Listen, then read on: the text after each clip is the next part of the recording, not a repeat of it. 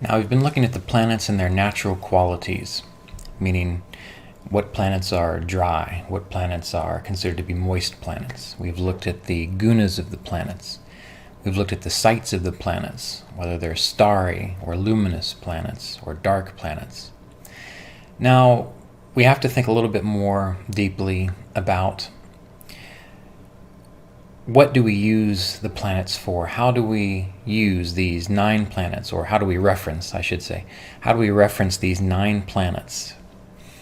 Not even looking at the outer planets here, just Sun through Saturn and the nodes of the moon.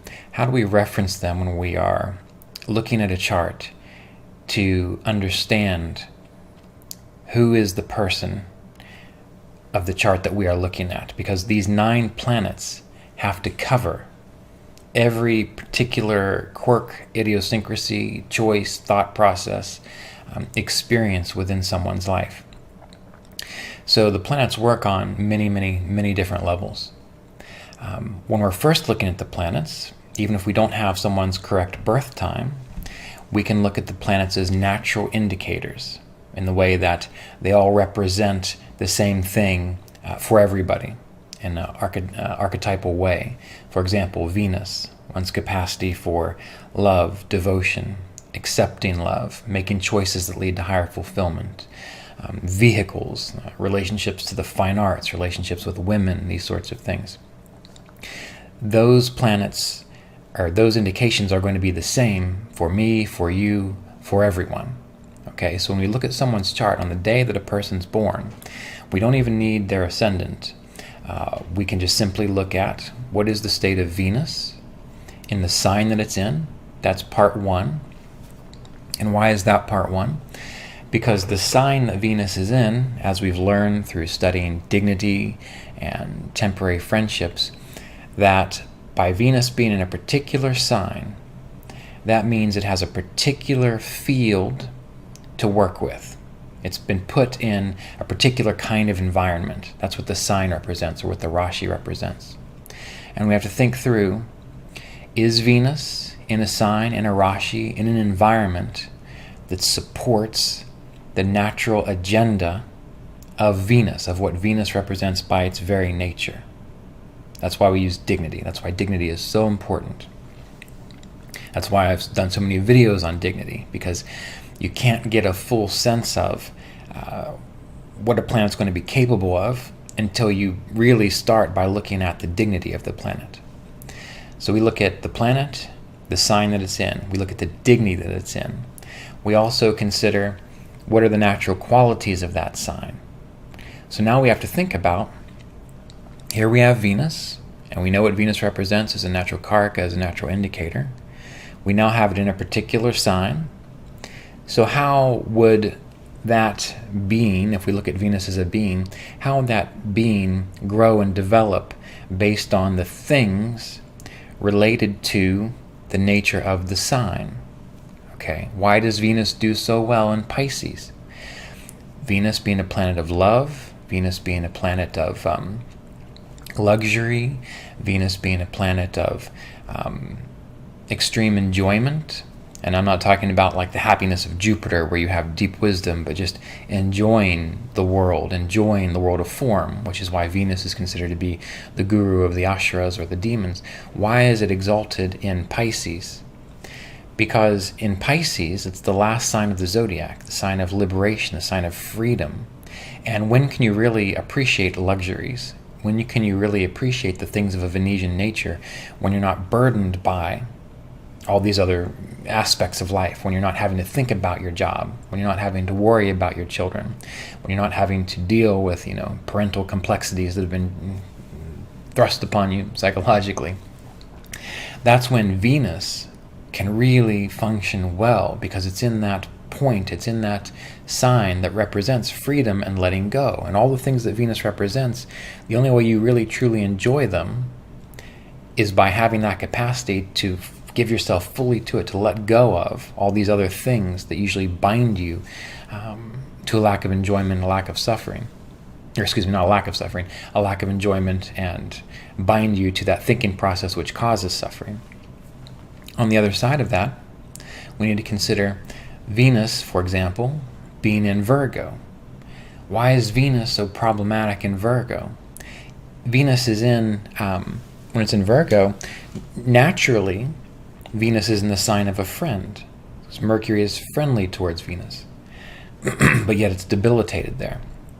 Now, that does give us some insights in that Venus can still possibly do well, particularly if it's with Mercury, or Mercury is strong and able to help Venus through the planetary aspects. But why would Venus be debilitated in Virgo? Well, because in Virgo, that's the sign of being of service in the world, getting down to the nitty-gritty, taking care of the small details. That's why Virgoans typically are extremely good with quality control and improvement and troubleshooting problems. That's why sometimes people say Virgo can create a critical nature, when they don't really realize that it's not critical in the sense of I'm just here to be difficult. It's critical in the sense of this could be better. I can see the problems here and let's fix it. So when we have Venus in Virgo, there's too much of a focus on taking care of all the little details of things, which is why Mercury is the manager. So Venus in Virgo, ruled over by Mercury, is put in a sign where now Venus can't just give himself fully to the delights of the world, to just let go of all the things that bind them to sorrow and worry. Now Venus is in a situation, in a sign, that is focused on making the most of the world by managing all the small details. And Venus, it's not about managing all the small details. So that's why when we think about a planet in the signs that it's in, that's an extreme case, because that's exaltation and debilitation. But if you think about, if you would sit down and think about each planet and think about the nature and quality of each sign, we went over the nature and quality of each sign in the Rashis and Signs course, which we did way early in the year. Those of you who came on board the apprenticeship track a little late, don't worry.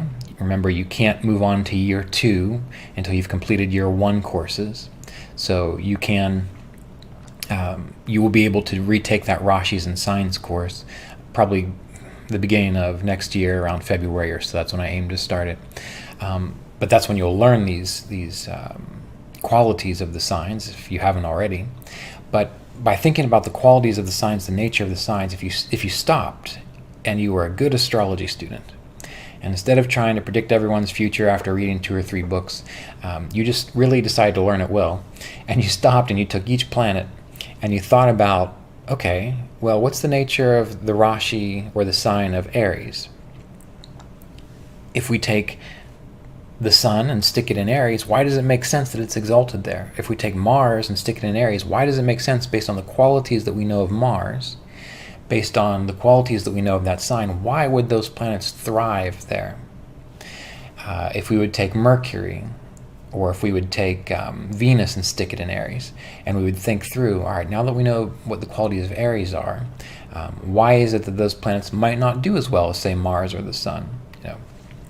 They're not necessarily going to do bad in Aries, Venus and Mercury, but if we take Mercury and stick it in Aries, well, now we have a managerial-directed planet, a planet that deals with the senses, a planet that deals with thinking processes, and we stick it in a sign that's very active, very impulsive, very take charge, get things done, is even kind of a loner, and we stick Mercury, a planet of friendliness and friendship, and we stick it in Aries, well, why might it be that a person might have some difficulties with mercurial issues because it's in Aries? Okay, so again, to be what I would consider to be a good astrology student, to learn this stuff well, take each planet, stop, think about each planet in Aries, Taurus, Gemini, Cancer, Leo, and so on, and really learn the qualities of the signs. That's why we started with the Rashis and Signs in this apprenticeship course, because those are the foundation of everything else that you're going to do, essentially. And think them through. Would a planet be supported here? Pardon me. Would a planet be supported here? Or would a planet have difficulty expressing? And you can think about them like people. Different people do well in different areas. All right, so that's where we're going to start. Planets in signs, number 1. That's going to give us a good indication of how the natural karaka or indication of the planet's going to function.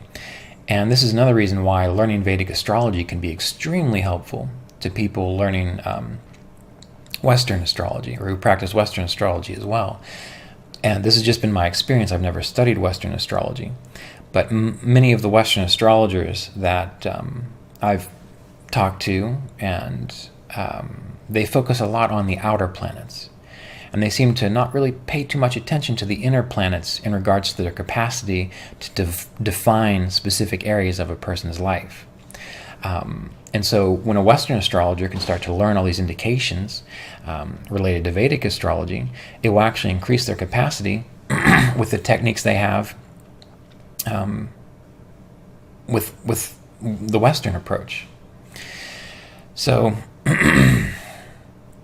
by learning the planets and what they mean, their karakas, their natural indications, it gives you deep insights into who are you talking to. So number one, the planets as karakas, the planets in signs.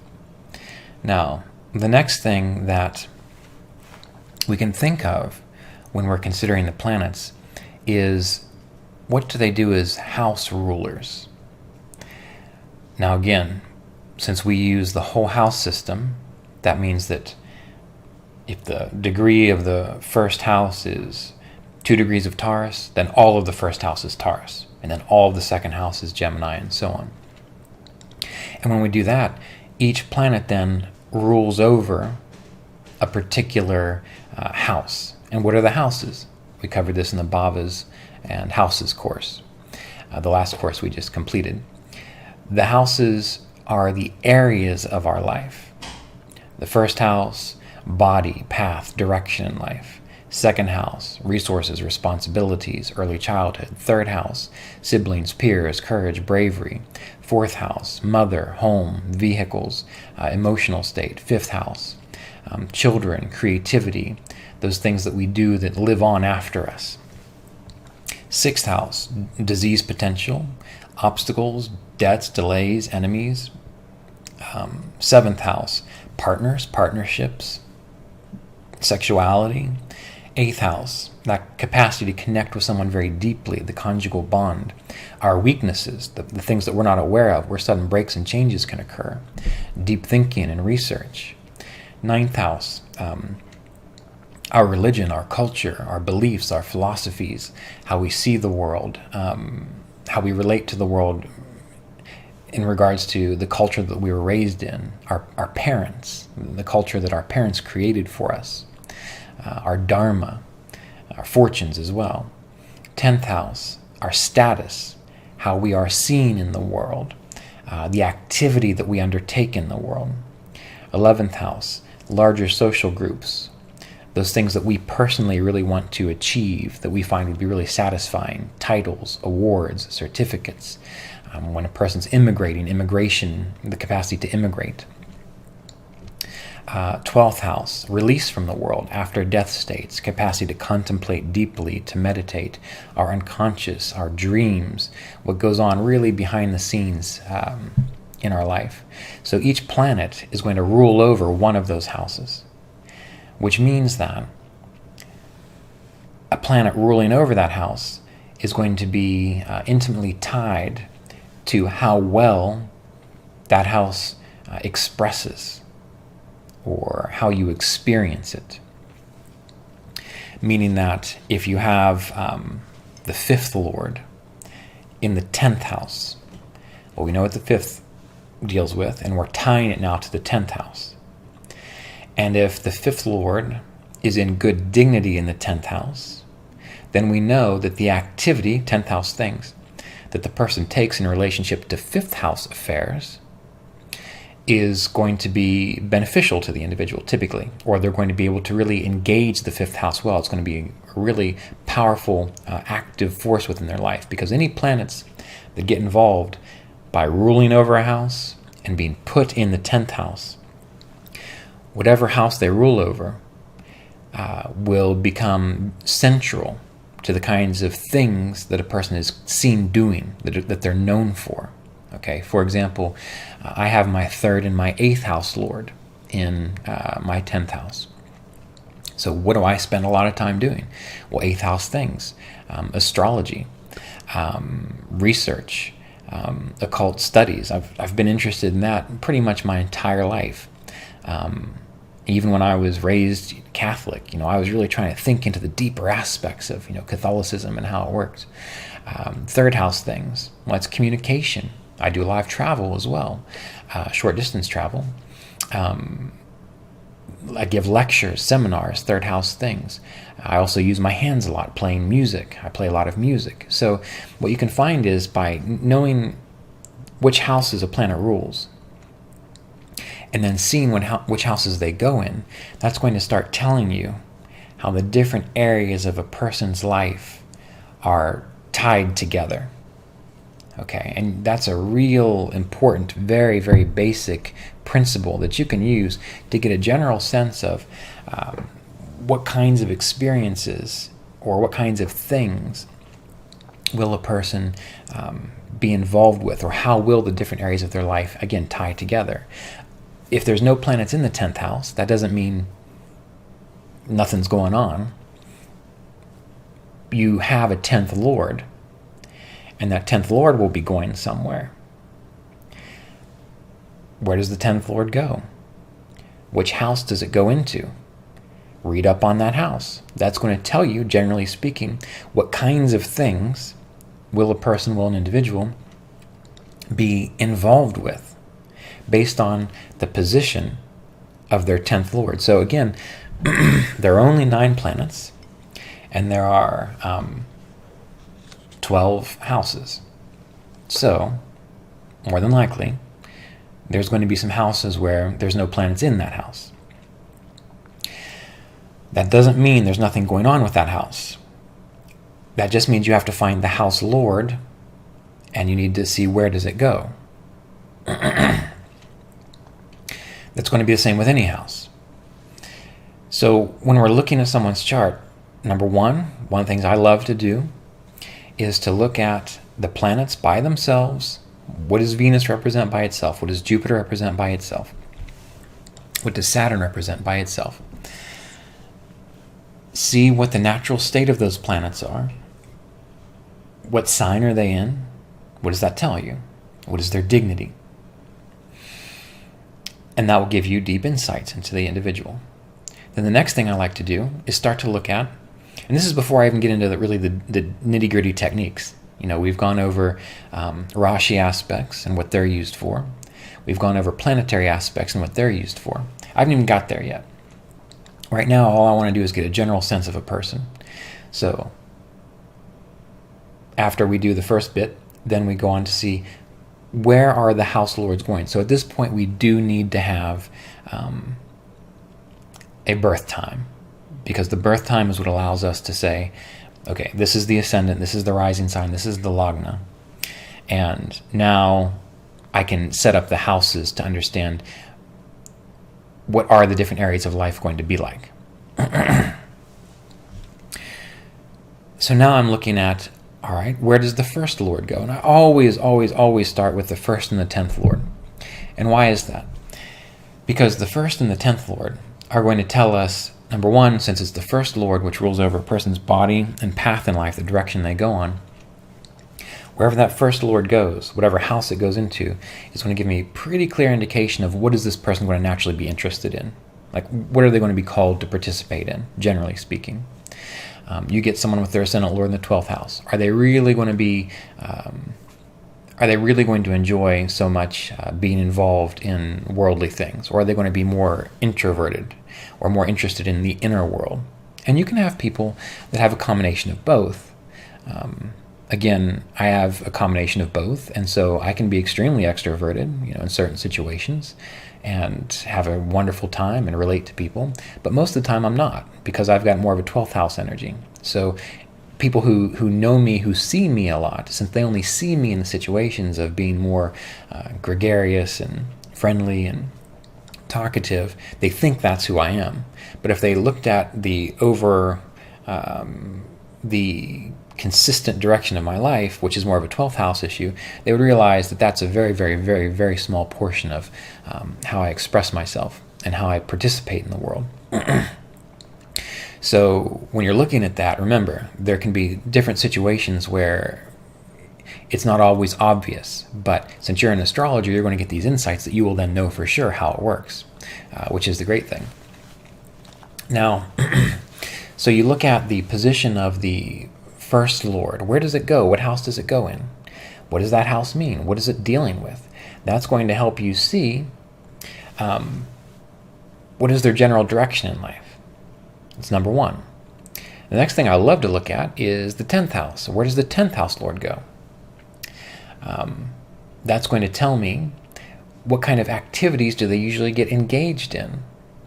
What kinds of things, when they are actually active in the world doing something, are you going to notice that they're doing most often? So this is why when we're looking at planets, we're looking at on multiple different levels. Number one, general natural indications of the archetypal energies of the planets. Number two, now you're seeing the person, specifically based on the interactions of house lords. So I would look at the first house lord, where does it go? The 10th house lord, where does it go? But simultaneously, I will also look to see, are there planets in the first house? Are there planets in the 10th house? And I would ask myself, what houses do those planets rule over? Because if we have the 6th lord going into the 10th house, yes, that can cause debts and delays and obstacles to one's status, career, and potential to really achieve their goals on a timeline that they want to. But it could also tell me that their activity in the world is involved with dealing with debts, enemies. The 6th house is is an improving house. It's a house where you see problems and you improve upon them. So maybe the person has a career where there's a lot of seeing problems and fixing them.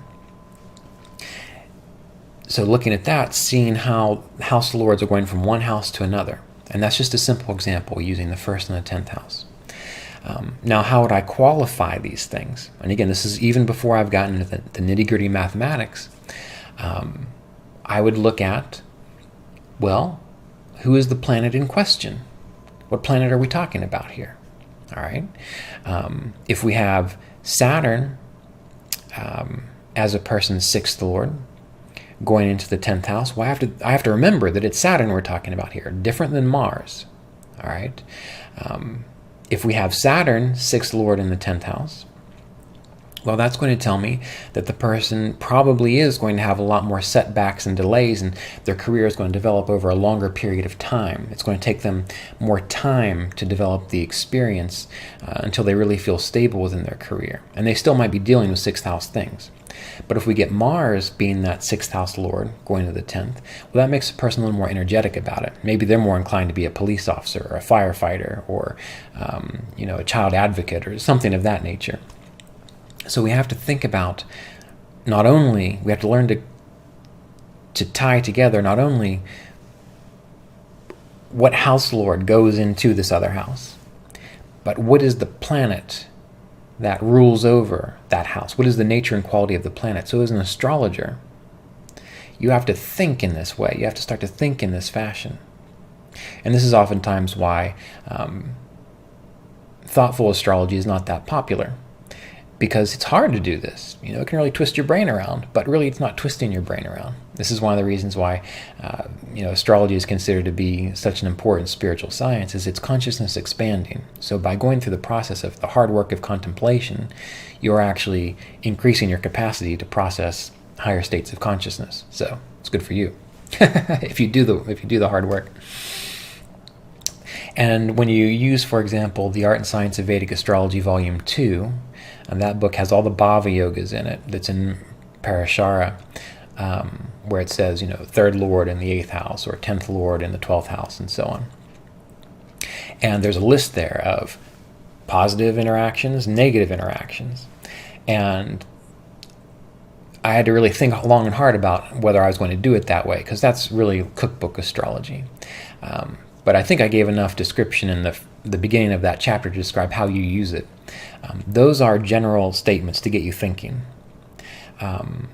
When you're using those kinds of books that have like positive indications and negative indications, and there's just a long list of things, what you have to do is realize, okay, first of all, what is the dignity of the planet that I'm talking about? the better the dignity of that planet, the more likely you're going to focus on the positive list. So that just helps you get in the right direction. And then when you're looking through the list, yeah, you can use your intuition and do wonderful. Things will pop out at you. You'll say them. People will say, wow, how did you know that? Because, you're tapped into something greater than your own limited mind. So you can do good work that way. But if you want to do it well for those days when your intuition is not working and you still have to do your astrology sessions, you learn to think about, okay, well, I know it's in good dignity, the fourth lord in the ninth house. Now I need to think about what is the list of possibilities that we have here, and who is the planet that's ruling over that fourth house? And what do I mean by that? Well, it's like this. I was recently writing an article on Venus retrograde, and I was thinking about Venus ruling the fourth house for a particular chart and being in the ninth. So when we have that, if it's a positive situation, well, what does Venus represent? Venus can represent all kinds of things, but in regards to the fourth house, what can it represent? The first thing that should come to your mind is vehicles, or luxurious properties, or things of this nature. More so vehicles. Mars would have to be involved there to make it properties.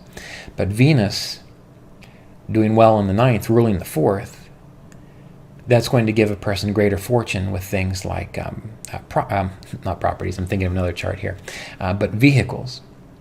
Maybe it's a good time to buy a vehicle. Maybe you're going to be given a vehicle or something of that nature. Or if we have Mars ruling the fourth house in the ninth, well, what's a good thing about the fourth and the ninth? Well, that deals with what? But the fourth can deal with property and homes and land. And we know that Mars deals with property, homes, and land. So when we know what the planets themselves represent, when we're looking at those long lists of things, all the possible things that could occur, you need to realize, well, who are we talking about? Which planet are we talking about? Not by house lord, just by its natural state of what it is. So Mars being a natural planet of property and land, even agriculture, that's more of a Saturn thing, I suppose, but property and land for Mars, and we have the fourth ruling the fourth, which also deals with property and land, sticking it in the ninth of fortunes and gains. If someone goes into a dasha where that gets activated, or a transit where that gets activated, and you're reading that little list of things, more than likely you want to focus on the Mars-related situations. And then there you go, you're more accurate. So you see, we're looking at many different levels of how these planets work, and the most important ones are, what do they represent as karakas, as just natural archetypal energies that everyone experiences. And then we need to look at them as house lords. All right, house lords. And it's the combination of house lords that are going to tell us how the different areas of life of an individual are tied together, how they come together. And you'll see the patterns throughout people's charts. And we know that there are certain charts where there's no coherency, meaning one thing says this, another thing says this, and they're asking you, well, what's going to happen? And you're saying, well, there's like 20 different possibilities here. So you need to pick a direction and put your attention towards that direction. And why? Let's take a little side route here. Why is that so important to know that? That when you see a chart with multiple different directions, multiple different things being described, and that they're coming to you and they're wanting solid, hard, fast predictions, and you're a competent, thoughtful astrologer, and you know that when you see a chart like that, you can't make a decisive choice where it's, if they go that way, it's all going to work out perfectly. Why? Because, think about this, and this ties into so many other things. When you are born, that is your birth chart. So when you want to know about the momentum of a person's direction in life, a momentum of their karma, a momentum of their possible experiences, the thing that you have to look at is the birth chart. That shows you at that date, that was the momentum, the trajectory. But once they're born and they're living their life and they start making choices, they start reacting to the chart. Some charts are so one-directional, one-pointed, that it's really hard to change that momentum. So if you get a chart where you see success or always broken marriages and relationships, or wealth, or status and prestige, and it all points in that direction. It's an easy chart to read. Those are the most fun. Those are the ones where you can certainly say this and this and this is going to happen, and then they think that you're the best astrologer in the world, when really it's their chart that made it that way. As long as you know just how to read the specifics of the chart, you're not really doing anything. You're just looking at it and describing what you see. But that's a momentum going in a particular direction. And that's a lot of momentum going in a particular direction, which means that if they try to deviate from that course, they're going to have a much harder time deviating from that course, because everything's pointing in that direction. Which is why there are some people that when I do their charts, I emphatically say, you got to watch this, or no, you don't have to worry about it. This is just the way it's going to go. And they say, well, isn't that fatalistic? And it's not that I'm being fatalistic because I don't like being fatalistic. It's that I know the momentum, and I see all that momentum, and I know the person, and I know more than likely they're probably not going to put enough effort to deviate from that. But they could, because that snapshot of momentum is just from their birth. And that's, in a way, sometimes why having a chart that is harder to read, or has it's going in too many different directions, sometimes that can be a little bit better from a coaching standpoint, or a capacity to change the direction of a person's karma, because there's no real coherence. So if you can actually get them to go in one direction, put more attention and more momentum from the present in that direction, they're going to have a greater likelihood of actually going in that direction, versus someone else whose chart says they're going south, and they want to go west, and everything points south. So to think that you can kind of get them to look west and go west, they're always going to be pulled back to the south. Anyway, point being that I'm trying to get at here is that when you're looking at a person's chart, there are these things to consider. And this idea of momentum and their birth chart, think of it this way. There is this research I've heard about, that many of the experiences that we have in life, like us as individuals, the way we react to things, our preferences, our choices, the traumas that we carry around, the joys that we carry around, the way we see the world. For a while, it was considered to be that was just based on how you were raised, or you can go back to the theory of karma and past lifetimes. But now they're realizing that there's a genetic aspect to it, that experiences that generations back that you didn't even know who they were can actually be passed on genetically. And so it's passed on genetically, though. Why am I specifying this?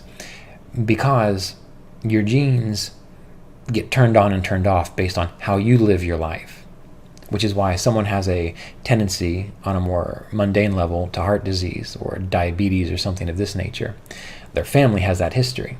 They might have the genetic makeup for it, but if they do their best to eat right, to exercise regularly, and to do the things that right now will keep them from turning that gene on for cancer, diabetes, or heart disease, sure, they might still get it. There's still a possibility, but they're less likely to, because they're not engaging in the process that turns on that particular gene. But our genes are defined, like, for example, you're in the womb. These things have been passed on for generations. But once you're born, there's no actual physical body of past people doing anything to your genes. It's just a snapshot of from the moment you're born, for example, onward, which is the same for your birth chart. So the way you live your life, that determines what genes get turned on genetically. That also determines which planets impact you. Now, we have to remember that there is momentum behind that. So, for example, someone who has the gene for heart disease needs to actually be more cautious about their diet and their exercise. Someone who doesn't have a gene of heart disease, they can probably drink all they want and hardly exercise, and their heart's strong as an ox for 80 or 90 years. All right, so when you're looking at a person's birth chart, what you're looking at is, in a sense, the astrological, chemical, genetic predispositions up into the moment of birth. After that, the way you think, or they think, the way they act, the choices they make, that's what's going to determine how this birth chart expresses itself. All right? So that's why people can sometimes say, when I give a session or when I teach a class, that I seem fatalistic, but it's not that I am. I'm not at all, really. It's just that I realize that within this world of form, that there's momentum behind things. And that if you're dedicated enough, sure, in time, you can probably change the direction of that momentum. How much can you change it? Depends on you. Depends on how strong that momentum is in the first place. And when you're looking at a person's birth chart, that's essentially what you're seeing. Okay. But if I see someone else's chart that has multiple different trajectories they can go on, yes, it might be harder to get them focused because they'll have 3 different things they're interested in. But if we can get them focused and focused on one, then they can shoot further based on their activities and actions that they take within this lifetime. So these are my thoughts on this. And when it comes to transits, transits only impact you. There's a vibration that occurs. When a transit's happening in the sky, if you have that in your birth chart, then when that vibration occurs in the sky, you resonate with it, then you might have that experience. It depends on many different things. But anyway, I wanted to share this little side sermon, I guess you could say. So you understand that when you're looking at a person's chart, you're looking at trends and possibilities. And you have to overlap the multiple trends and possibilities to see how does that add up, which is why when you build up the chart from this foundational level, looking at the archetypal energy of the planets first, then looking at how the house lords come together second, and then you can qualify it by dignity. You can qualify it by taking the planets into each Varga to see, all right, well, how's the planet going to function in that Varga? And I still am planning on doing a Vargas general class, I believe, in October, where we will go deeply into the Vargas and kind of really get a sense of what are they and how can you start to use them in a very profound fashion for timing and also personal understanding. So if you are interested in that, let me know, and I'll put you on the list to announce it once I finally get all the details worked out. But you take it that far, and then you can even start to use the more mathematical aspects of things, like, for example, the Ishta and Kashta, the planetary aspectual points. And we'll start to tie that in with some of these examples that I have in the next section here of this week's course. But so now you know that let's say the third lord is in the 10th house. And you know that the third lord is Mars. And let's see here. So if the third lord is Mars, then we're going to have maybe a Virgo ascendant, or we're going to have an Aquarius ascendant. And if we have an Aquarius ascendant, and we take that third lord, Mars, and we stick it in the 10th house, we're going to have Mars in its own sign in Scorpio. So we're going to have the third lord in its own sign in Scorpio. So we know it's in good dignity. And when we consider what does Mars rule over as a third lord, well, Mars is a planet that deals with courage and bravery, working with our peers, working with our siblings. When we have the third house, and it deals with things like using your arms and your hands, right? So that could be a craft. Mars would deal with more intense kinds of activities, like maybe glass blowing or cutting gems, or even engineering. Engineering is kind of a good one for Mars being in Scorpio for an Aquarius ascendant. Even aerospace type of things, aeronautical engineering, things of that nature. But anyway, we start to see that when we know that we've got the third lord in the 10th in good dignity, that we're going to have this kind of experience. Now, that's very basic.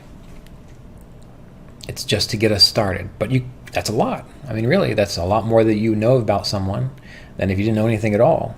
If you just had that and you went to a party and you had everyone's charts, you could say these kinds of things and you had never met them, and that's pretty good. But now we would need to qualify it a little bit more with, say, aspects of planets to that Mars. Because if that Mars was all by itself, nothing aspecting it, nothing with it, well, then you're pretty certain that you could have a good assessment based on that real basic knowledge, that real basic information of third lord, good dignity in the 10th. But that's not how astrology works. There's all kinds of integration that you have to do, because that Mars is going to be maybe with another planet. Maybe it's with Saturn. Maybe it's getting starved, or since that's a water sign, it would be thirsted. But maybe it's being thirsted. It's thirsty, you could say. So it can still do well, but there's always this feeling of lack, of dissatisfaction. And so even though the person's good at what they do, they never really feel like they're accomplishing their goals well, all because Saturn's there. So you can say, yes, you're successful, but it's never really makes you happy. Or maybe you see that Mars is being planetarily aspected, not Rashi aspected, but planetarily aspected by Jupiter. All right, well, for an Aquarius ascendant, Jupiter rules the 2nd and the 11th house. So we know that Jupiter is a planet of wealth. Jupiter is a planet of happiness. And to have Jupiter aspect Mars in Scorpio, it would need to be in Pisces, because it's going to have that close 9th aspect. It would need to be in Cancer, because then it's another trinal aspect, 5th house aspect, just as an example. Or it could be with Mars. But specifically, if we have Jupiter planetarily aspecting, and remember, we have to go by the degrees here, not just the signs, not just, Mars is 5 houses away from Jupiter. You actually have to look at the degrees. And so if we have Jupiter at 3 degrees of Pisces or 3 degrees of Cancer, and Mars is at 3 degrees of Scorpio, well, that's a right-on full aspect from Jupiter to Mars. And in both those situations, Jupiter is going to be either in its own home in Pisces, or it's going to be exalted in exalted in Cancer. And so both of those are going to be good aspects. That's going to help this person in their career have great gains and great good fortune with their career, be wealthy with their career, be very creative with their career. So maybe they're an aeronautic engineer and they end up developing new designs for the space industry. Maybe. And if Jupiter is in Cancer where it's exalted, well, that's even a more profound support to this Mars. And so when you're thinking about this is why you have to think through what are the houses a planet rules over, even with its aspect. What kind of aspect is it giving? What is Jupiter doing as the 2nd and 11th Lord for that Mars? All right. What is the dignity of Jupiter by that aspect? And you take it into the aspectual points. If they're within a degree of each other, Jupiter's at 3 degrees of Cancer and Mars is at 3 degrees of Scorpio, that's a full aspect. That's 60 points out of 60. That's 100% strength of that aspect. Now, if we have Jupiter in Cancer, that's near its exaltation point, right? And we covered in our previous class, the one that I posted last week for the apprenticeship course, that when a planet is close to its exaltation point, its Ishta and Kashta is going to be higher. It's going to be higher. Well, pardon me, not both of them. When we're looking at that technique, that foundational principle, Ishta and Kashta, I lump them together. Ishta is the positive aspect of the planet. Kashta is the negative aspect of the planet. So Ishta will be higher when that Jupiter is near its exaltation point. Now, if we take that Jupiter and we also make it retrograde, which is going to slow Jupiter down, and it's going to raise again the capacity for Ishta. So we're going to have it in exaltation, retrograde. It's Ishta, its positive aspect, to share its blessings, to share its goodness through its aspects, is going to be through the roof. Again, it's also going to be near 100%. So looking at that aspect from Jupiter in Cancer, now it's retrograde, to Mars in Scorpio, well, now we know that that Jupiter is going to give all it can to help that person be successful in their career. It's going to give all it can to make them happy with their career and their work, because it's Jupiter, to give them wisdom and insight about how to best approach their career. It's going to improve their capacity for wealth, creativity, and achieving their personal goals. And since Jupiter rules the 11th house for an Aquarius ascendant, it might also give the capacity to receive lots of awards and accolades and recognition for their work. And how did we get all this? All by simply knowing the basics and then adding on top of that what we know about things like Ishta and Kashta, planetary aspects. And if we wanted to, one step I skipped there was the Rashi aspects. Maybe they have all this positivity. Maybe they have all this positivity going towards the 10th house, like we just described. But maybe there are cruel planets Rashi aspect in that 10th. So that's the field, right? That's the field in which that career develops.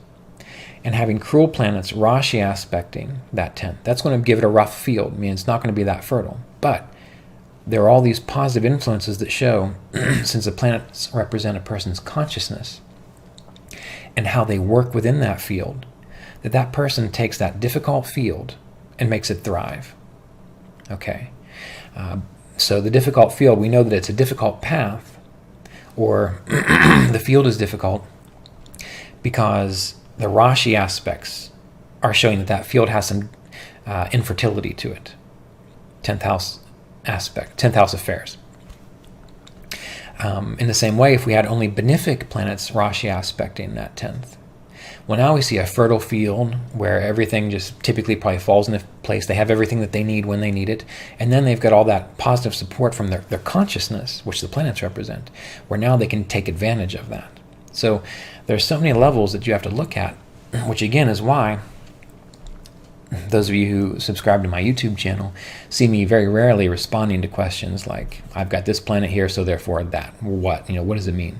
Well, it's because think about all the stuff that we just went through, and this is only really scratching the surface of the basics. But we have to know these things to get good information. And then you start tying into transits and timing and those sorts of things, the dashas. And if we think about it for dashas, knowing how the planets work, well, for this Aquarius ascendant, theoretically, when am I going to predict the greatest apex of their success? More than likely, I'm going to predict it during the Jupiter-Mars period, because those are the two planets that, based on all that's going on there, is giving that greatness. Let's say we still use that example of Saturn being aspecting or with the 10th Lord. When am I going to predict that they're going to have their most frustrations and difficulties?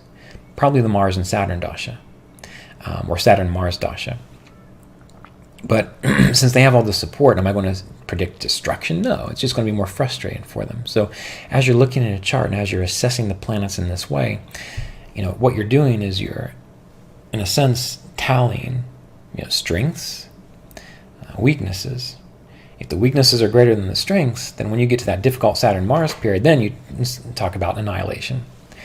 But if the strengths are always higher than the negatives, the weaknesses, you just talk about difficulties.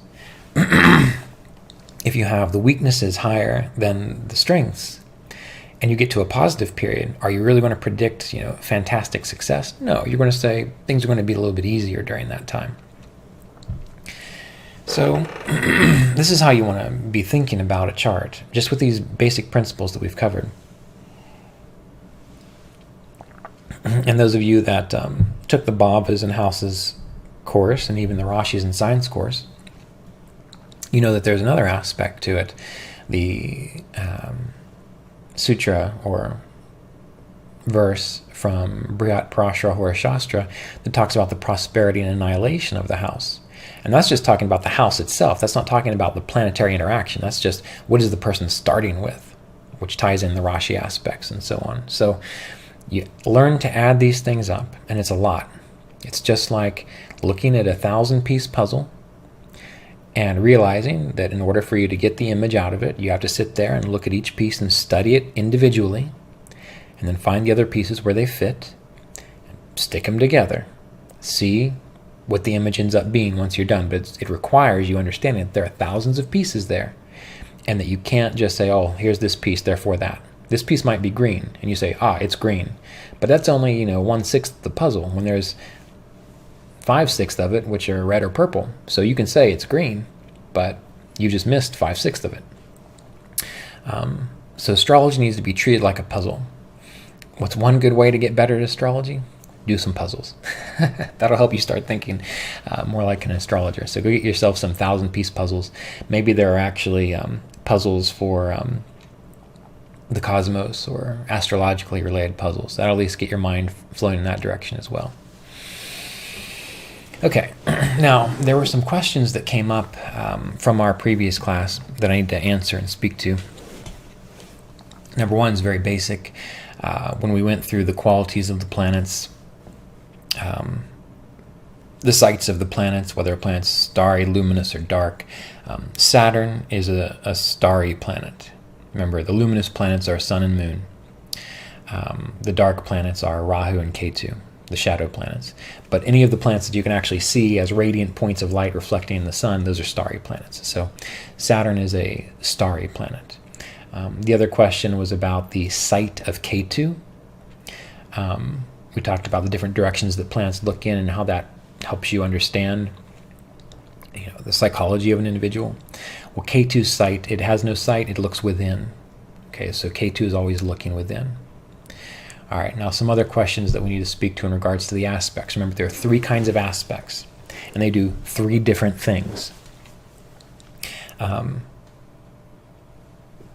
they're not meant to be separate systems.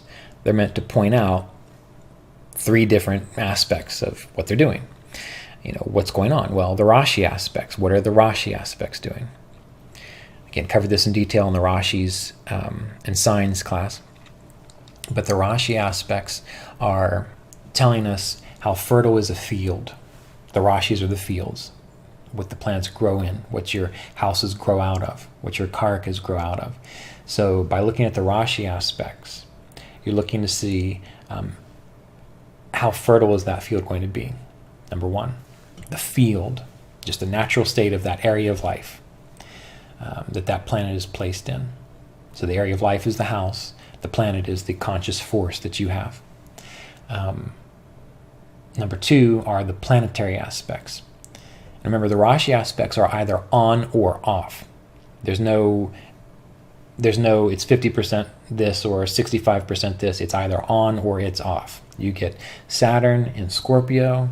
It is Rashi aspect in Aries. That Saturn is on in regards to the field of Aries.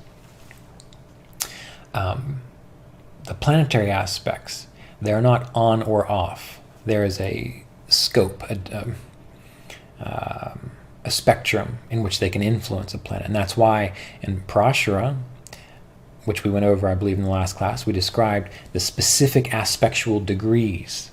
It's not just Jupiter aspects 9 houses away from it. That's just a generalization to help people memorize it.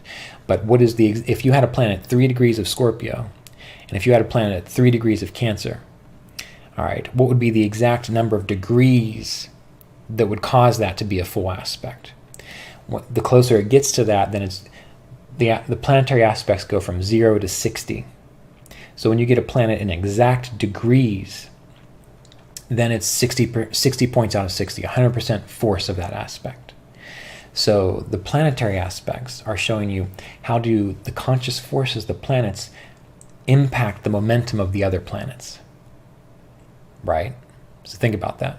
You can be in a field, you can be in a house, and you could be walking in one direction, and then someone else can come along and push you. So you're still in that field, which is what the Rashi aspects are doing, but that person that came along and pushed you, that's like another planet impacting you through an aspect, a planetary aspect. That's a conscious person force, in a sense, pushing you.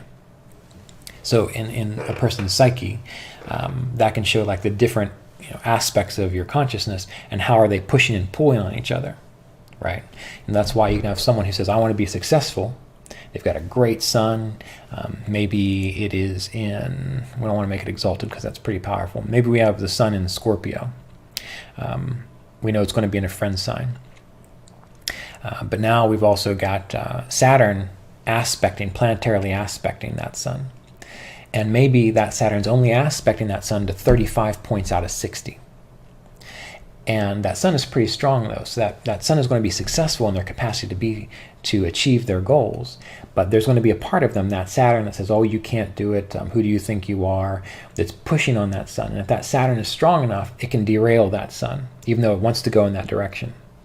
But if Saturn's not strong enough, that's just like a person trying to push you, but you still make it to the end of you still make it to your goal. So that's why when you need to understand the aspectual points, the planetary aspects, because they're going to give you a sense of how much force is another aspect of your consciousness placing upon the direction of what that planet's agenda is, what it wants to achieve. So it's the conflicting or the supportive forces hitting a particular planet. That's not dealing with the environment in which that is happening. That's the Rashi. Okay? Think about this, all right? This is very important. You think about this, you get this, you're going to be a wonderful astrologer. So that's the aspectual points. Now then we tie in, for example, like Ishta and Kashta. And we can use Shadbala, but we're not getting to Shadbala just yet. That's going to come up in year 2 of the apprenticeship program. So we are going to get to that.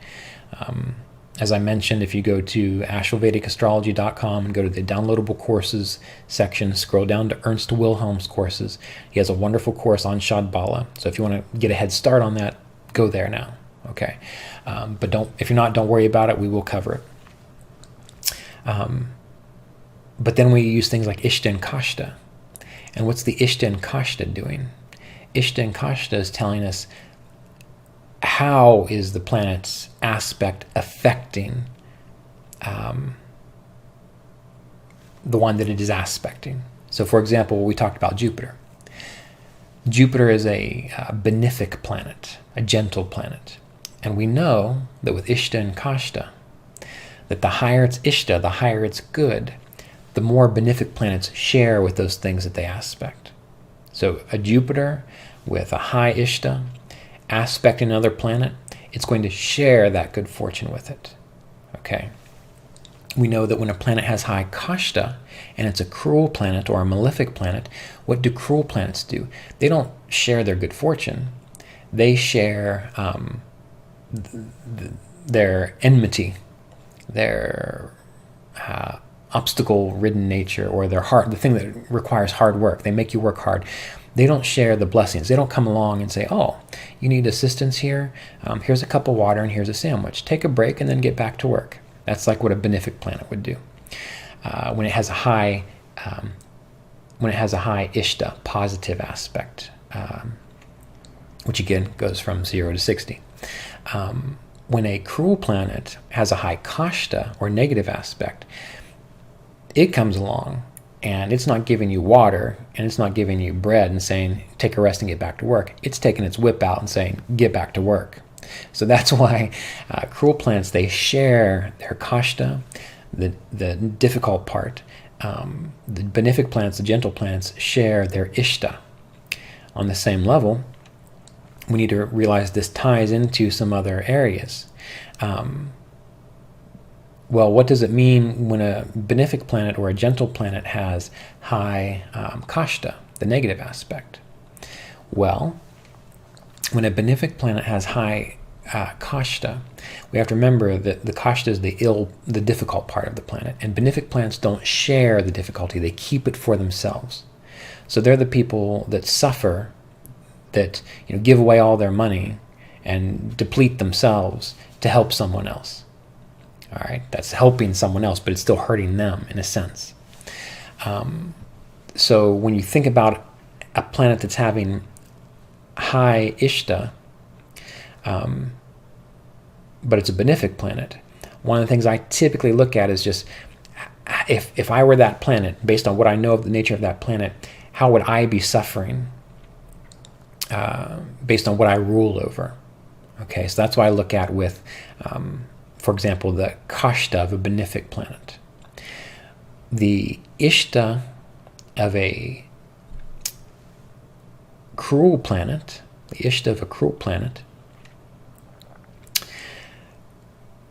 that's the good. And remember, the cruel planets give their difficulty, their hard work, their force.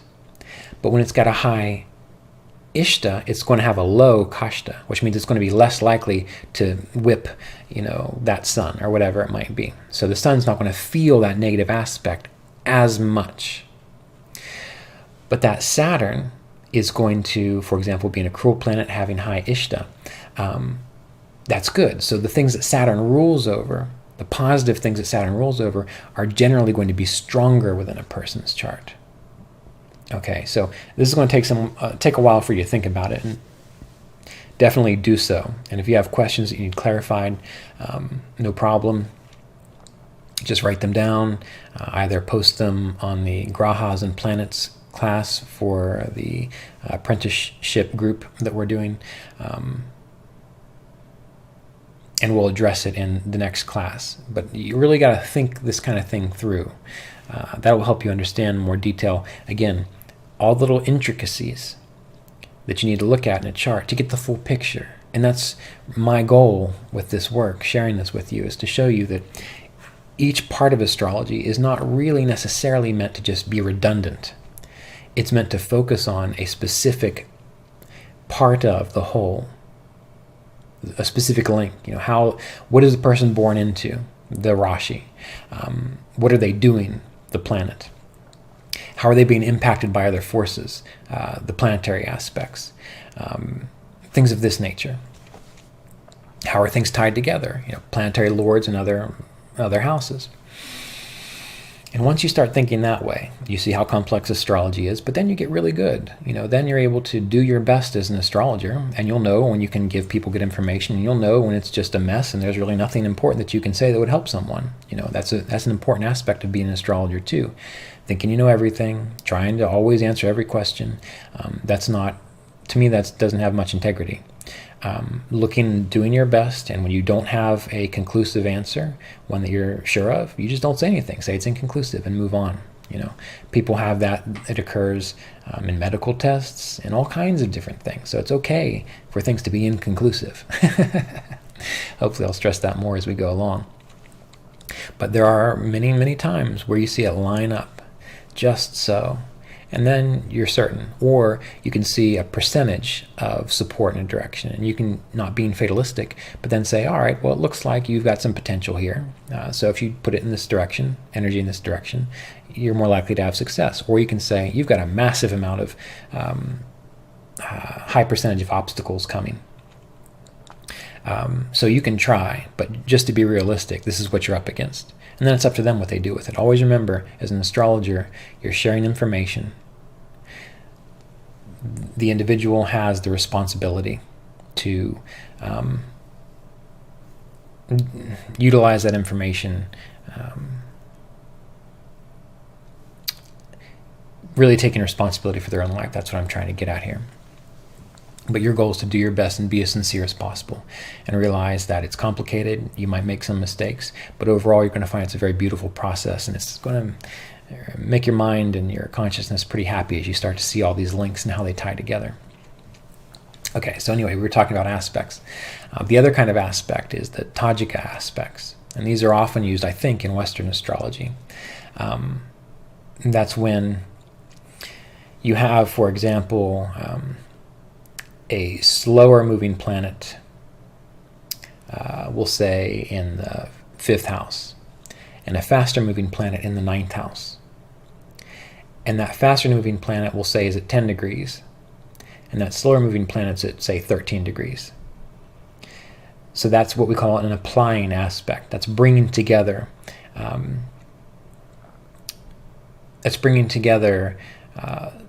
specific physical embodiments of the chart. And what do I mean by that?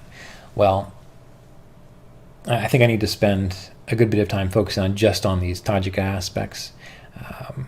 So I'll plan that, and we'll do that here pretty soon. But when I've talked about having house lords being tied together, like third lord in the 10th house. Well, third lord indications are going to be related to a person's activity within the world, 10th house. But now we're talking about Tajik aspects. And this is why they're really important to things like prajna astrology. Because if you have the 7th lord, which deals with partnerships, sexual relationships, marriage partner, and you have it within an applying aspect to the 1st lord, that shows a greater likelihood of people having ease in making partnerships come together. Now, whether it's going to be good or bad depends on a few things, but it's going to, in that chart, it's going to bring together the person ruled over by the 7th house, the actual physical thing the 7th house rules over, and it's going to show a person having greater capacity to get in relationships, actually having the physical contact within relationships. Now, that's different than having a house lord in, say, the 1st house or in the 10th house, where maybe the person's work or career or path is dealing with relationships. For example, you can be a human resources person or a PR person where you're always interacting with people, but if you don't necessarily have applying Tajik aspects, that can be an individual who doesn't always have a relationship. The people who always have relationships, are always with someone, typically are going to have some kind of possibly Tajik aspect, applying aspect in some way between, say, the 1st lord and the 7th lord, or the 9th lord and the 7th lord, or the 9th lord and the 1st lord, and so on. Now, we have to be cautious with these use of aspects because there's so much else going on within a chart that can bring about experiences. But what I have found is that by using these Tajik aspects, specifically the applying aspects or the separating aspects, and there's a number of aspects. So that's the other thing too, is that you might just focus on the applying or the basic separating aspects, and you say, oh, well, this doesn't work. Well, if you find that to be the case, learn all the Tajik aspects, because there are some Tajik aspects that show things coming together through delays, or things coming together from the help of an outside source, or things being broken apart from the help of an outside source. And all of these are, again, covered in the prajna section, the chapter on prajna or horary astrology, in the Art and Science of Vedic Astrology, Volume 2. So you can read up on it there before we actually get to it in the description of this apprenticeship course. Or if you've taken the prajna course, the Astrology of Omens course at Asheville Vedic Astrology, the downloadable courses, we go over some very basic ones there too. All right. But I find that there are these different kinds of aspects. There's the Rashi aspects that deal with the field. There are the planetary aspects that deal with the exchange of forces between conscious forces, between personalities, you could say. And then there's the Tajik aspects, which show physical things coming together or being taken apart, or however else they're described. But the question came up with these Tajik aspects. The person was asking, if you're looking at someone's chart and you see that maybe a planet is making an applying aspect, but then not too long after the birth, it's going to be a separative aspect. Well, how would you look at it? Well, when I look at a person's birth chart, since it's a snapshot of that moment, crystallization of that moment, I focus on specifically just what's happening at that moment. I don't progress it. I think maybe what the questioner was considering was progressions. Maybe, I don't know. Sounds like it to me. But I don't consider the progressions in that way. Maybe it works that way. Do some research on it and let me know. But as a just general momentum of who am I talking about? What are we dealing with? I use the Tajik aspects on the birth chart. Without considering what's going to happen in like 3 days after the birth, or what's going to happen 6 months after the person's birth, or so on. So in the same way that if a person has a retrograde planet and it's 3 or 4 days later, that planet's going to be going direct again in the natal. It would be going direct after the person's born. I look at specifically just what happened at the moment of birth. All right. For timing of things, these kinds of changes, maybe you would do that more so in prajna astrology. In fact, part of the timing of prajna astrology or horary astrology does kind of have this progressive or progression type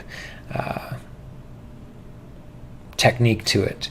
But when I use them in birth charts, I don't use them as the main defining, aha, this is it. I use them in birth charts as another means of assessing whatever I want to know about. For example, if I've gone through and I've looked at the 10th house and they're asking me things about career and they're always having trouble with career, and I see that from other angles, but I also see maybe there's separative influences, a separative aspect, Tajika aspect, related to the 10th lord or the 2nd lord and the 1st, because those are career-related house lords. I use that as further confirmation. And if I see a particular Tajika aspect that says we'll have trouble or separation due to an outside source, well, I see, well, what is that outside source? And then I can help to describe what might be getting in the way of it. So the Tajika aspects I find to be very important. Unless there's something I don't know about, which is very possible because there's so much in astrology, and there's no way I've read all the books or studied everything possible. But from my experience, they do very well to be used even with the horoscope, the natal chart. So we'll get a little more detailed into the Tajika aspects as we get into some of these specific examples to tie in all these principles that we've been looking at. So next up, I will make our next section focused on the details. I'm going to pull up a chart here, and we're going to break down and look at all of this that we've just reviewed and discussed. But don't overlook these ideas. Spend a lot of time sitting down thinking about them. Get them in your mind and your consciousness. And then as you apply them to charts, you'll start to see just how wonderful it is to know that the way astrology and the techniques are set up, that they're not redundant. I mean, some things will give you further confluence, but each particular technique is related to the whole, the puzzle, but it's related to one specific piece of the puzzle that contributes to that.